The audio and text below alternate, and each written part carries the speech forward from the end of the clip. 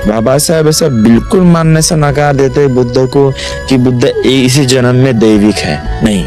उन्होंने अपने कई जन्मों से पुण्य करते हैं तब जाके वो इतने परफेक्ट इंसान बने। बुद्ध इस जन्म में इतने परफेक्ट है तो उसका रीजन है, उन्होंने पहले जन्म में बहुत अपने एथिकल कंडक्ट की प्रैक्टिस की।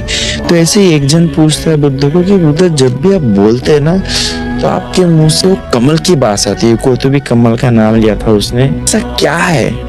तो बुद्ध बताते, देखो हमने कहा ना हम जब भी वो चीज तभी बताएंगे जब आपको एथिकल कंडक्ट के लिए प्रेरणा मिले। तो बुद्ध कहते हैं कि मैंने कई जन्मों तक मजाक में भी झूठ नहीं बोला,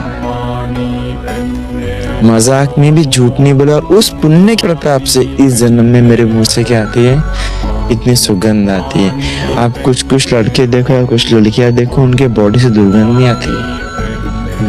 4 दिन भी नहाना है, बोलो 5 दिन भी नहाना है। हमारे एक मंक है, उनकी समझ जाके लेता नहीं हूँ पर रहता हो तो मिल जाए, पता लग जाता है। तो उनकी आती नहीं, तो उनके पुण्य कर्म होते हैं। जो आत्महत्या करते हैं ना वो दुर्गति में ही जाएंगे, वो गलत योनि में ही जाएगा, सफरिंग वाली लोक में ही जाएगा। अगर आप शांति से नहीं मर रहे हो तो आपकी दुर्गति होंगी, क्योंकि मर रहा है ना तो आपके मर रहा है।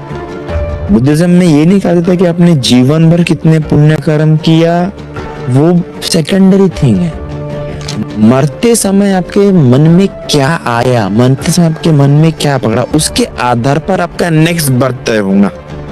आपने जीवन भर जो पुण्य कर्म किया उस पुण्य के आधार पर उसको आपको अगले जन्म में वैसा सुख मिलेगा।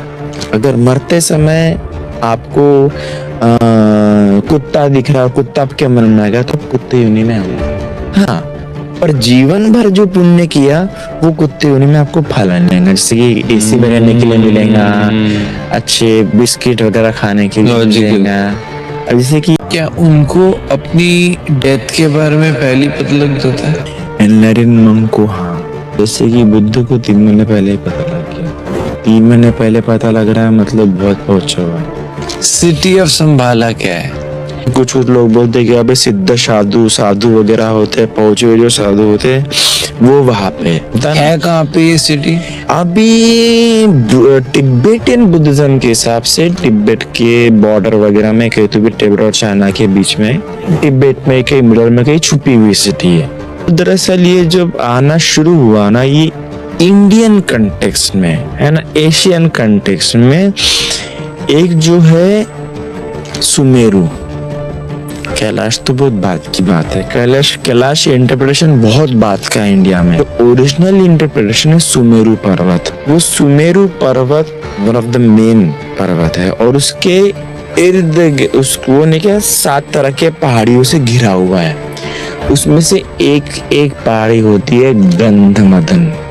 उस जितने भी एनलाइटेंड पर्टिकुलर स्कूल्स में एनलाइटेंड होकर जिन्होंने सिद्धियां प्राप्त की है, वो हमेशा उस हंग्री घोस्ट, ये एक प्रकार का प्रेत है, उसकी कभी भूख मिटेगी नहीं, कभी नहीं मिटेगी। वो प्रेत होता है जिसका पेट बहुत बड़ा होता है, बहुत बड़ा, और मुंह बहुत छोटा, ये इतना होता है कि सिर्फ एक चावल का दाना जा सके। तो उसको खाना मिलता भी नहीं है और कुछ नहीं होता, और ये तब तक उस वाले प्रेत योनि में रहेगा जब तक कि उसे कर्म समाप्त नहीं होते। पर ये इसके कर्म समाप्त होने के लिए कल्प लग जाते हैं। समझ जाओ 7 योजन लंबा, 7 योजन चौड़ा और 7 योजन गहरा गड्ढा, मतलब चौकोनी। अब 1 योजन मतलब 12 से 13 किलोमीटर। उसको पूरा राई से भर दो। पूरा राई से भरने के बाद एक राई निकालो, फिर 100 साल होने दो, फिर एक राई निकालो, फिर 100 साल होने दो, फिर एक राई निकालो। ऐसे हर 100 साल बाद एक राय निकालो, और जब तक वो गड्ढा खत्म नहीं होता तब तक एक कल्प खत्म नहीं होगा। ऐसे कितने ही कल्प है, तो ऐसे कितने ही कल्प उस प्रेत योनि में। तो इसे सिद्धि कहा जाता है बुद्धिज्म में। और बुद्धिज्म में दिया है कि सिद्धि प्राप्त कैसे होती है, उसकी प्रैक्टिस कैसे की जाती है, कि वो आसमान में उड़ पाता है, दीवारों के आर पार जा पाता है, 1 से 100 बन जाता है, 100 से 1 बन जाता है, ठीक है ना। यहाँ से गायब होके कहीं और पे क्या हो गया, प्रकट हो गया। या समाधि ले लेना, समाधि में कैसा, उसकी राख भी नहीं मिलेंगी, या अपने आप ही उस जल जाएगा वो। बराबर सिस्टमेटिक प्रैक्टिस करके आप वो सिद्धियां प्राप्त कर सकते, कोई भी प्राप्त कर सकता है वो सिद्धि। बस थोड़ा डिफिकल्ट होता है। कुछ लोगों को सुनाया होता है कि कौन क्या बातें कर रहा है। कुछ लोग मतलब बुद्धिज्म में ऐसे भी होता है, क्योंकि इतना भी दूर क्यों ना बैठा है, आप आओ सुन लो, सामने वाले की मन की बात भी जान लो।